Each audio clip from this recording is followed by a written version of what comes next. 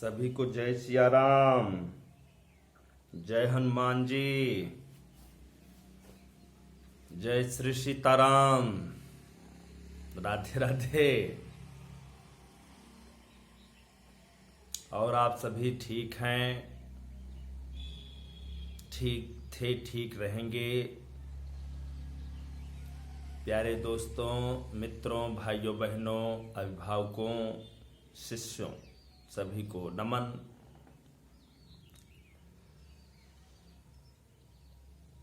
आज का दिन आपके लिए हमेशा के लिए शुभ रहे। शुभ के साथ साथ आपके घर में शांति बनी रहे।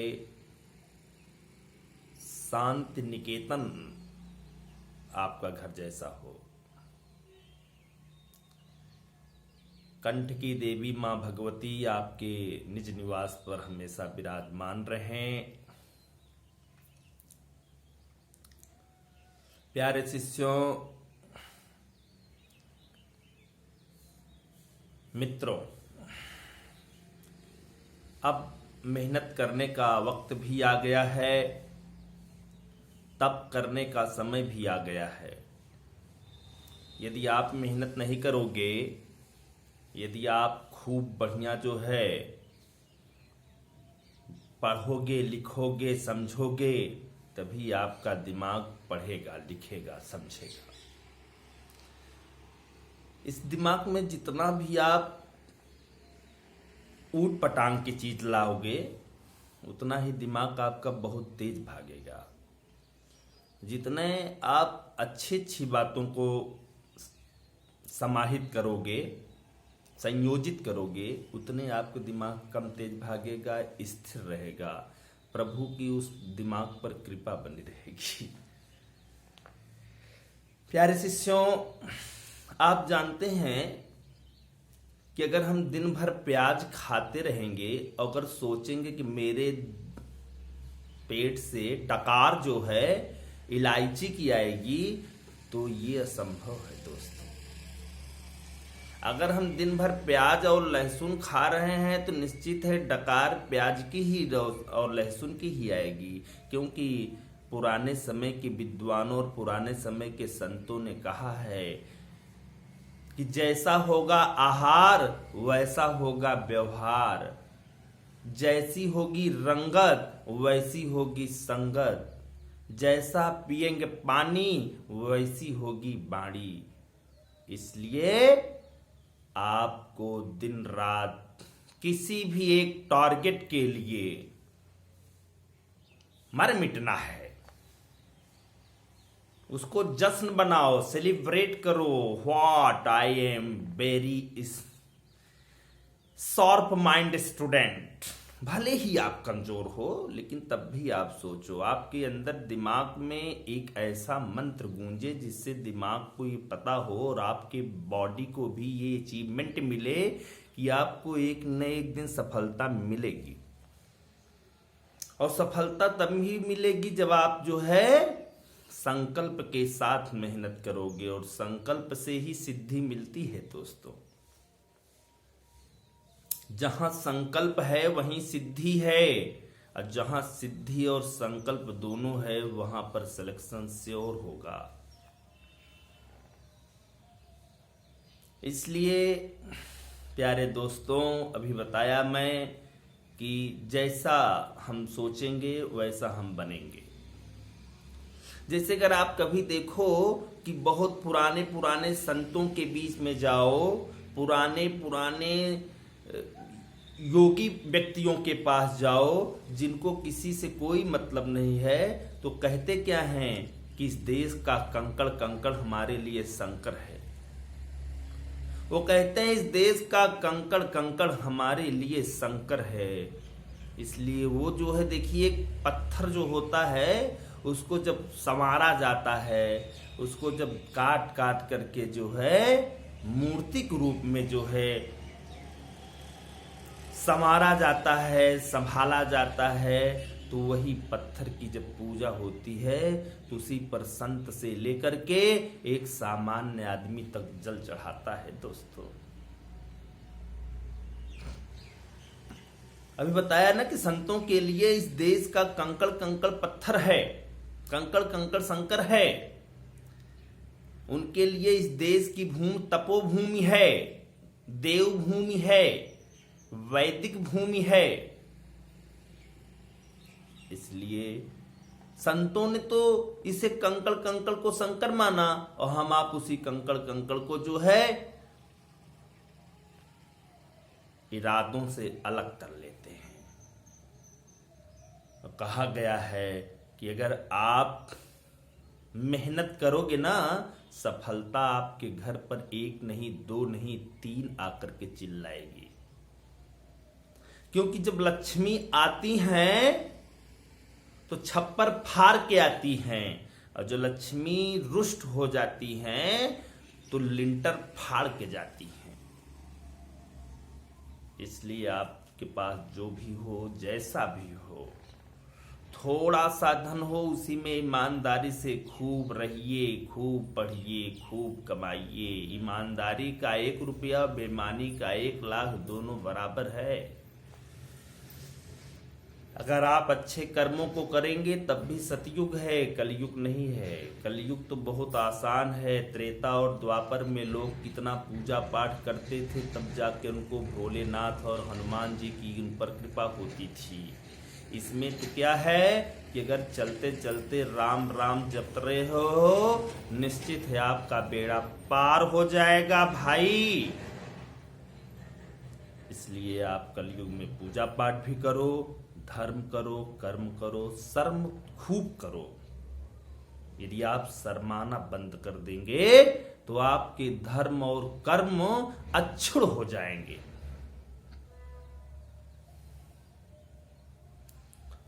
अब आप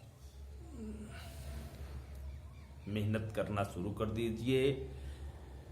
बहुत सारे सिलेक्टेड कोर्स हैं, जैसे आप प्लान बनाइए अपने क्षेत्र के तमाम लोगों से, जैसे MBA कर लीजिए, BBA कर लीजिए, BCA कर लीजिए। गवर्नमेंट कॉलेज से अगर सुनहरा अवसर मिल जाए तो उसको भूनना नहीं, उसको जो है पूरा पूरा चुकता करना। वहां से आप गवर्नमेंट कॉलेज से बीटेक कर लो, क्योंकि गवर्नमेंट कॉलेज से बीटेक करोगे तो PCM और इंग्लिश के आप एक माहिर व्यक्ति बन जाओगे यार, माहिर व्यक्ति बन जाओगे। माहिर होना अब माहिर होना दोनों में बहुत अंतर है। माहिर वो होते हैं जो किसी शिकंजे को कसते नहीं, बल्कि शिकंजा उसको कसता हुआ चला जाता है। जैसे नट बोल्ट को अगर जो है आप हाथ से कसोगे तो नट बोल्ट ढीला पड़ जाएगा, और नट बोल्ट का जो रिंच का टॉपिक होता है, रिंच से जितने कसते जाओगे नट बोल्ट उतने टाइट होता जाएगा। जितने आप धाकड़ से धाकड़ पढ़ाई करोगे ना, उतने PCM और इंग्लिश की आप माहिर व्यक्ति बन जाओगे। आप भी IIT निकाल सकते हो, आप भी जो है MLR निकाल सकते हो, आप भी IERT सिलेक्टेड विद्यार्थी बन सकते हो। बस जहां चाह वहां राह, जुनून होना चाहिए। एयरफोर्स के भी फॉर्म निकलने वाले हैं, निकल भी चुके हैं। जो इंटरमीडिएट के स्कॉलर हैं वो एयरफोर्स के फॉर्म पर नजर डालें। एयरफोर्स पर बहुत ज्यादा मेहनत करने की आवश्यकता नहीं है दोस्तों। बहुत ही आप डेप्थ में अगर पढ़ोगे तो डेप्थ में पढ़ते चले जाओगे, सिलेक्शन होना बंद हो जाएगा। उतने पढ़िए जितने में आपका वहां स्टेटस और स्टैंडर्ड जो है उस सिलेबस में जो है समायोजित हो। अगर आप प्रीपोजिशन पढ़ना शुरू कर दिए तो मैं सुनता रहता हूं कि आप 300 प्रीपोजिशन पढ़ते हो। जब 300 प्रीपोजिशन पढ़ लिए तो कहीं न कहीं पूरा ब्रेन जो है 300 प्रीपोजिशन में भागेगा, और जब 300 प्रीपोजिशन भागेगा तो जहां पर सिलेक्शन करना है वहां पर तो ये कहता है चुनिंदा कोई अगर विद्यार्थी हो तो टॉपिक टू टॉपिक बात करता है। टॉपिक से हटकर अगर आप पढ़ोगे और टॉपिक को लेकर पढ़ोगे, दोनों में जमीन और आसमान का अंतर है। टॉपिक से समझिए। फिजिक्स हो उसको आप जो है बढ़िया पहले उसका सिलेबस देखिए, सिलेबस के थ्रू जितना भी लेसन आपके स्टैंडर्ड फॉर्म में समायोजित हैं उसको जो है सिलेबस उठाइए।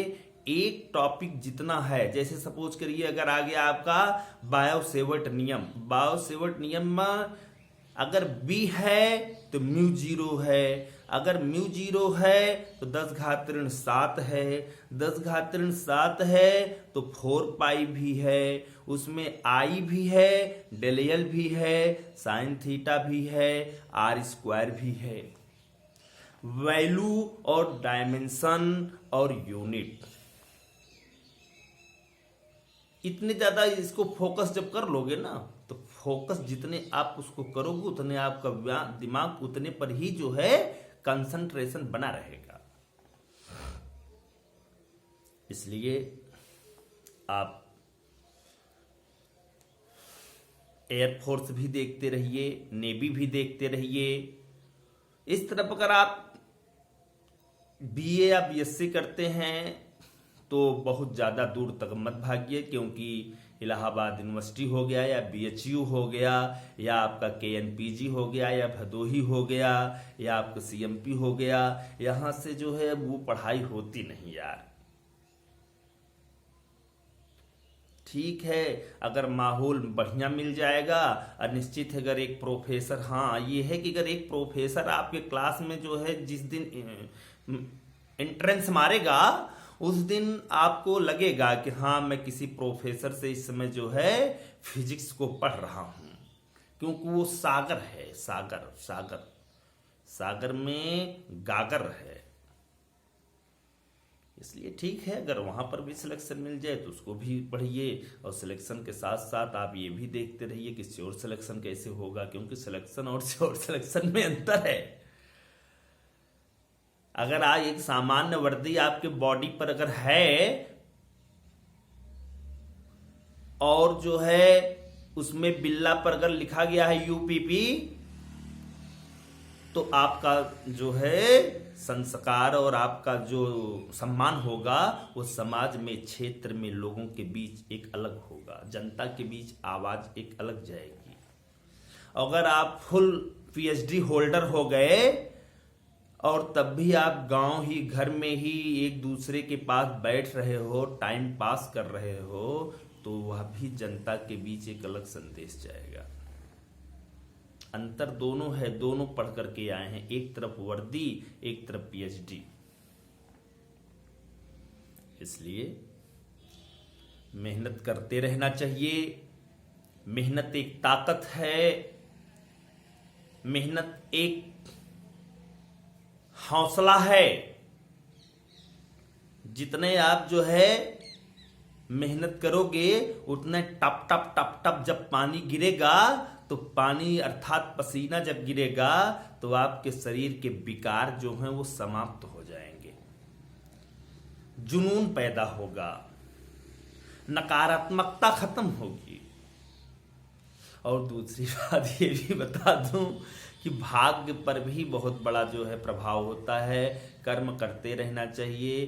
भाग्य अगर आपको उस स्थान पर जाएगा लेकर के तभी आप पहुंचोगे। कभी कभी भाग्य जो होता है वो आपका साथ नहीं देता, भाग्य में कुछ और रहता है, लेकिन कर्म तो करना ही पड़ेगा ना। लिखा थोड़ो है, या तो दिमाग में थोड़ो है, या तो किसी ने बता थोड़ो दिया है कि मृत्यु आजे होगी।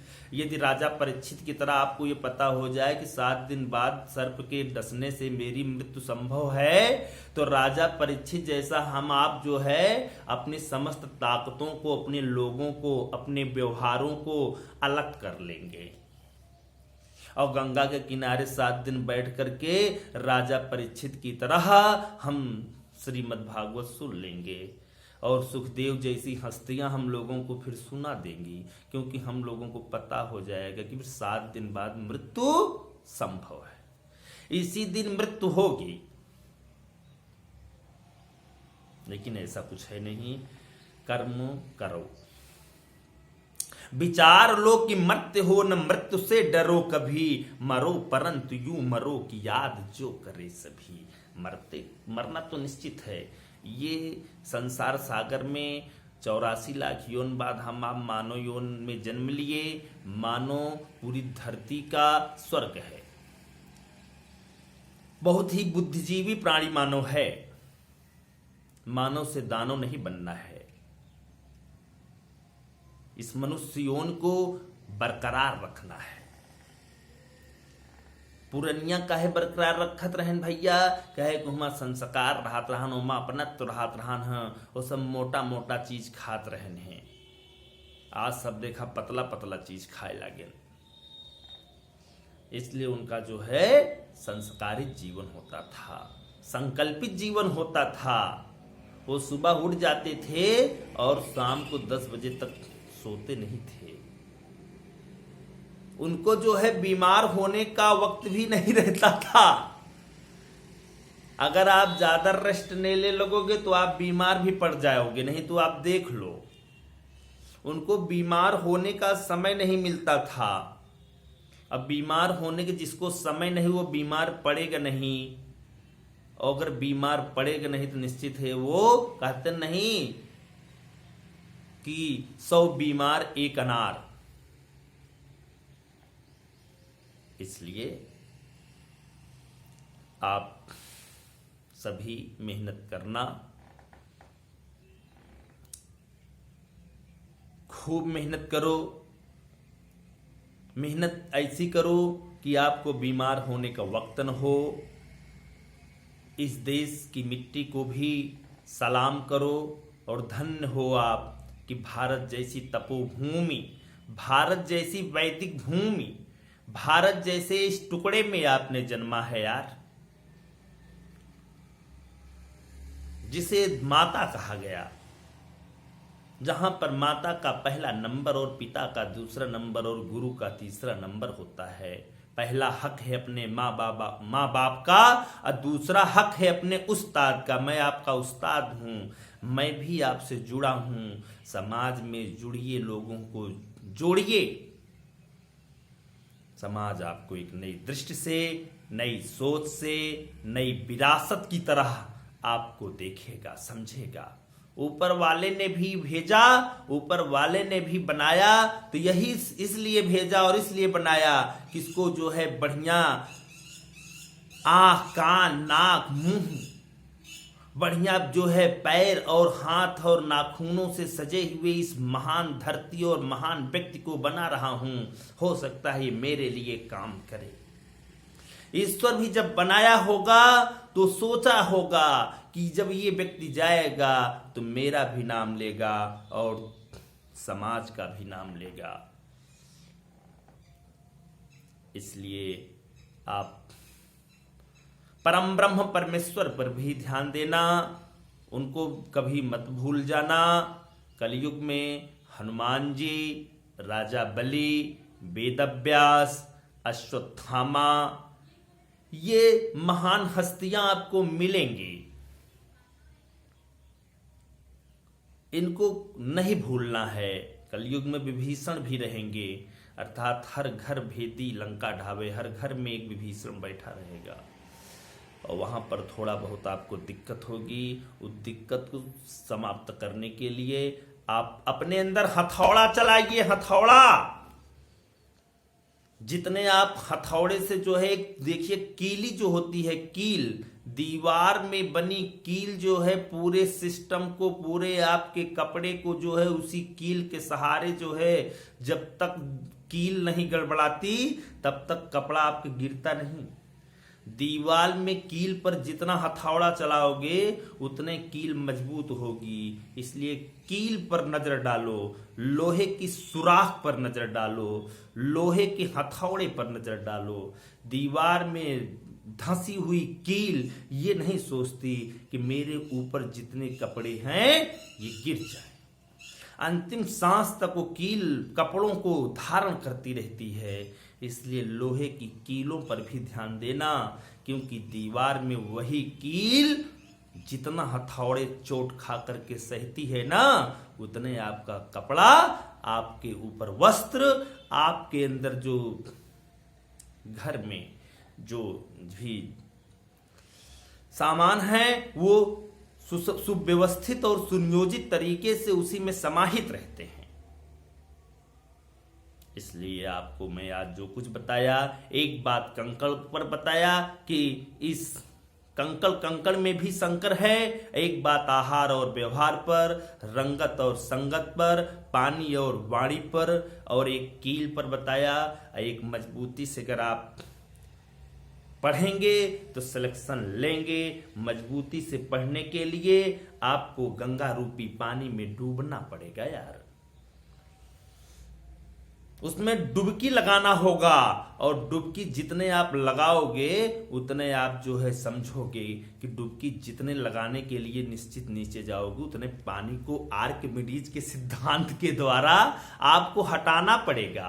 प्लवन के नियम के द्वारा आपको पानी हटाना पड़ेगा। यदि आपके अंदर पानी को हटाने की क्षमता होगी तभी आप नीचे पानी में जाओगे। इन्हीं शब्दों के साथ, इन्हीं बातों के साथ मैं माता सरस्वती सुपुत्र एचएल तिवारी अपनी बातों को विराम करता है। माता सरस्वती जहाँ पर रहें मुझ पर भी यार कृपा बनाए रखें। मैं यही चाहता हूँ कि हे माँ भगवती, हे माँ शारदे, मेरे अंदर व्यवहार में कभी परिवर्तन ना आए, समाज में भी कोई लोगों के बीच ऐसा संदेश न जाए कि मेरे अंदर ही कमियां निकलें। आप लोग मुझ पर आशीर्वाद बनाए रखना। इस चैनल को भी सब्सक्राइब कराते रहो यार, ये आपकी रिस्पॉन्सिबिलिटी है। चैनल को सब्सक्राइब करो, लाइक करो, कमेंट करो। अगर आप ये नहीं करोगे, भूल जाओगे, तो मेरे अंदर का जो हौसला है वो कहीं न कहीं जो है डगमगाना शुरू कर देगा। और जब डगमगा जाएगा तो नौका जो है जा करके डूब जाएगी। और आप ये नहीं चाहते हैं कि डगमगाए। इन्हीं शब्दों के साथ, इन्हीं बातों के साथ सरस्वती के चरणों में नमन, वंदन, अभिनंदन। जय श्री राम, वंदे मातरम, भारत माता की जय, हर हर महादेव, राधे राधे, जय जय श्री राधे, जय जय श्री राधे।